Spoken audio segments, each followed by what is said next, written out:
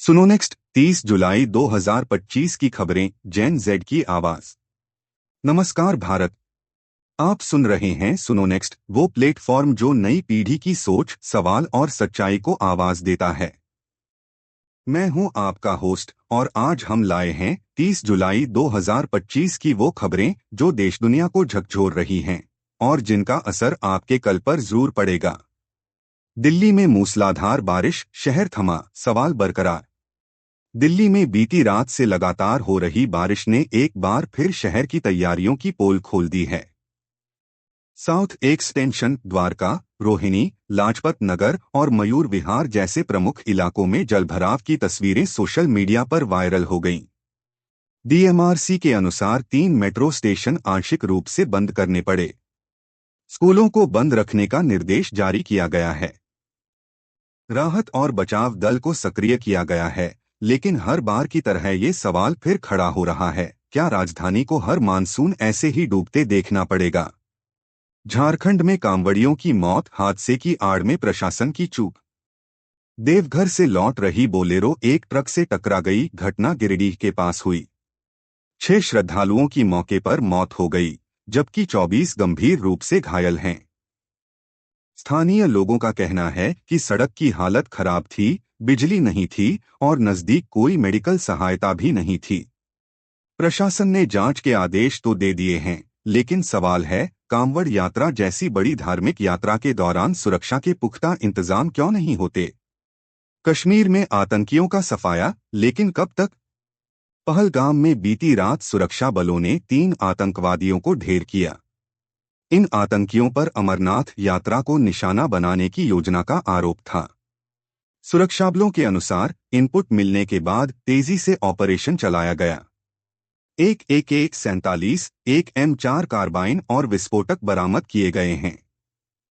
लोकसभा में इस मुद्दे पर चर्चा गर्म रही। गृह मंत्री ने कहा, कश्मीर में सुरक्षा हालात पहले से बेहतर हैं, लेकिन विपक्ष ने पूछा, हर साल इतने ऑपरेशन क्यों करने पड़ते हैं? स्थायी समाधान क्या है? IMF का पूर्वानुमान, भारत 6.4% की रफ्तार से दौड़ेगा। IMF ने अपनी ताज़ा रिपोर्ट में भारत की GDP ग्रोथ रेट 6.4% बताई है, जो कि चीन के 5.2% से भी अधिक है। इसका श्रेय डिजिटल इंडिया, स्टार्टअप्स के बढ़ते योगदान और कंज्यूमर डिमांड को दिया जा रहा है।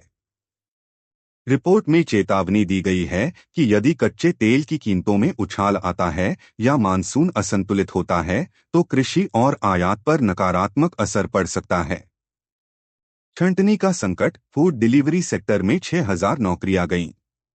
AI और ऑटोमेशन को लागू करते हुए ज़ोमैटो, स्विगी और ब्लिंकिट ने मिलाकर 6,000 कर्मचारियों को हटाया है। इनमें से अधिकतर कर्मचारी लास्ट माइल डिलीवरी और ग्राहक सहायता विभाग से थे। मजेदार बात यह है कि इन कंपनियों ने इसी तिमाही में रिकॉर्ड मुनाफा दर्ज किया है। यह ट्रेंड चिंता का विषय बन रहा है, मुनाफा बढ़ता जा रहा है, लेकिन नौकरी घटती जा रही है। नासा इसरो का निसार मिशन लॉन्च, नया युग शुरू। नासा और इसरो की साझेदारी से बना निसार सैटेलाइट अमेरिका के कैलिफोर्निया से सफलतापूर्वक लॉन्च हो गया है। यह एक हाई रेजोल्यूशन रडार सैटेलाइट है जो पृथ्वी की सतह पर होने वाले बदलावों, भूकंप, ग्लेशियर पिघलना, वनों की कटाई को मिलीमीटर स्तर पर मापेगा। यह डेटा न केवल पर्यावरण शोध के लिए, बल्कि स्मार्ट खेती और प्राकृतिक आपदा प्रबंधन में भी सहायक होगा। भारत अब अंतरिक्ष से पृथ्वी की निगरानी में विश्वगुरु बन रहा है। जलवायु संकट पर UN की चेतावनी। संयुक्त राष्ट्र की नई रिपोर्ट के अनुसार 2030 तक ग्रीन हाउस गैसों के उत्सर्जन में 45% की कटौती नहीं की गई तो 2 डिग्री सेल्सियस की सीमा पार हो जाएगी, जिससे जलवायु पूरी तरह अनियंत्रित हो जाएगी।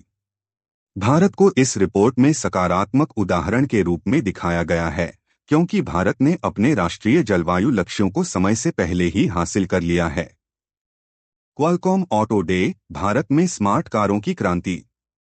मुंबई में आयोजित क्वालकॉम ऑटो डे में भारत के लिए एक नई AIPOWERED smart car technology launch की गई।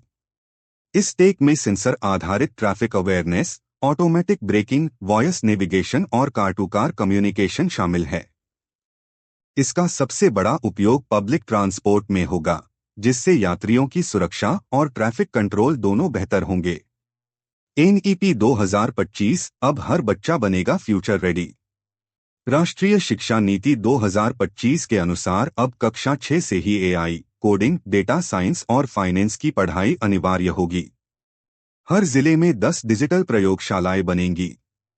साथ ही वर्चुअल रियलिटी वीआर आधारित कक्षा और ऑनलाइन असेसमेंट का मॉडल लागू होगा। नीति का लक्ष्य है परीक्षा नहीं, कौशल को आधार बनाना। रक्त और मिट्टी बनी बेस्ट सेलर, 3 पीढ़ियों की दास्तान। जयपुर लिटरेचर फेस्टिवल 2025 में लेखक आदित्य मिश्रा की किताब रक्त और मिट्टी ने हर मंच पर तारीफें बटोरी। इस उपन्यास में आजादी, आपातकाल और वर्तमान भारत की राजनीति को एक ही परिवार के जरिए दिखाया गया है। रामायण महोत्सव 3 घंटे लंबा नाटक, फिर भी खचाखच हॉल। आधुनिक सेट, लाइव संगीत और काव्य शैली में संवाद। रामायण महोत्सव ने युवा दर्शकों को भी जोड़ने में सफलता पाई। एनसीआरबी की रिपोर्ट, महिलाओं पर अपराध घटे लेकिन साइबर क्राइम बढ़ा। 2024 की तुलना में 2025 में महिलाओं के खिलाफ अपराधों में 8% की गिरावट दर्ज की गई है।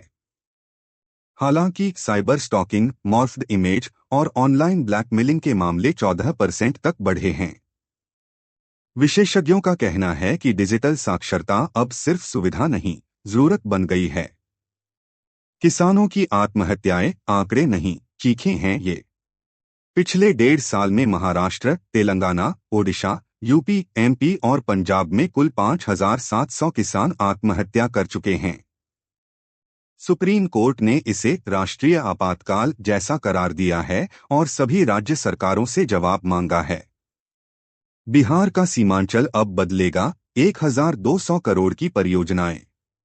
तेजस्वी यादव ने किशनगंज, अररिया और कटिहार को जोड़ने वाले नए नेशनल हाईवे और लॉजिस्टिक हब का शिलान्यास किया है। साथ ही नए इति कॉलेज और मेडिकल संस्थान खोलने का ऐलान किया गया है। गुड़गांव में शुरू हुआ इंडिया सर्कुलर इकोनॉमी फोरम। यह इवेंट कचरा प्रबंधन, सस्टेनेबल डिजाइन और ग्रीन स्टार्टअप्स को प्रमोट करता है। नीति आयोग और विश्व बैंक जैसे बड़े संस्थानों ने हिस्सा लिया। तो ये थीं आज की सबसे गहराई वाली, सोचने पर मजबूर करने वाली खबरें। दुनिया तेजी से बदल रही है और अगर आप उसकी धड़कनों को महसूस करना चाहते हैं तो सुनते रहिए सुनो नेक्स्ट। मैं हूं आपका होस्ट। फिर मिलेंगे कल कुछ नई खबरों, नई सोच और नए सवालों के साथ। सुनो नेक्स्ट, जेन जेड की आवाज। नमस्कार।